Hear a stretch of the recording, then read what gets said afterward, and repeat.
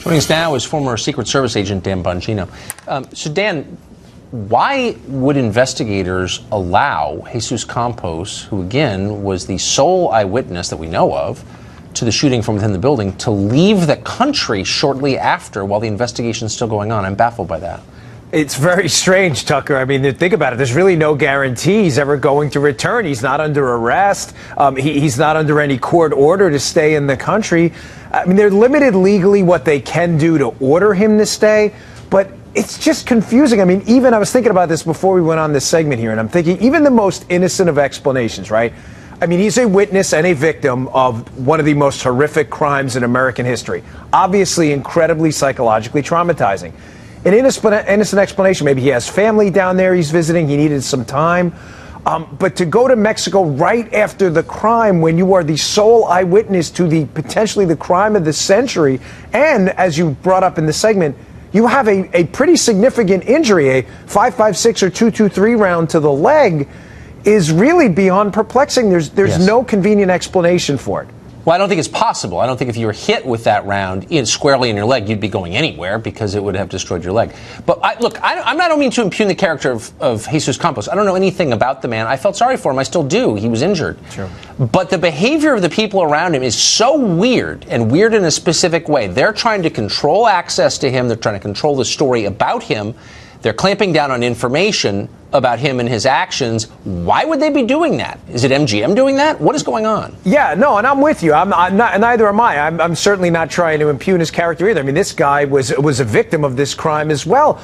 But that doesn't make the questions go away. The only explanation I can think of from the beginning, the genesis of all this, this fugue state we're in right now with this, because we had more answers about San Bernardino and Orlando in 24 hours than we have had in this case in weeks, is that there has to be some kind of friction between the parent company of Mandalay due to the potential for mass lawsuits and the Bureau, the FBI that's investigating this. There's no other convenient explanation. That explains a lot of the timeline discrepancies. Yes. That also explains, as you just said, and you're correct, I think this limited and controlled access to Campos, and a reason why the parent company may not have had a problem with him leaving the country for a couple days. They may have facilitated it, abetted it. I mean, that would not shock me at all. But it doesn't explain the behavior of, for example, the Clark County Sheriff. Our producer, Charlie Cougar, called over there today to ask a simple question about licensing. This guy doesn't seem to have had a license as a security guard. Whatever. What are the rules? Yeah. And they were so defensive, and they yelled at him and hung up. Yeah. The spokesmen don't typically act that way when they're asked a simple question. What is that about?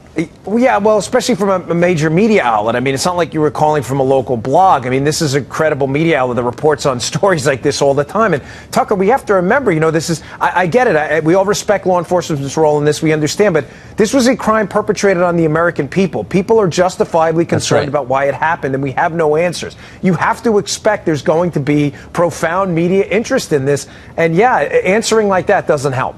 Right. I mean, I respect law enforcement, but if you want respect, behave in a way that earns it. Really quickly, This guy, it's not implausible he came paddock to the attention of federal authorities. Gambling winnings, I think, are reported over a certain number. He was churning a lot of money through the casinos. No one's asked exactly, had he come to the attention of federal authorities? I know he hadn't been arrested, but do you think that's plausible that they knew who he was? Yeah, I mean, if once you deposit $10,000 or more, you have to fill out a currency transaction report in a bank.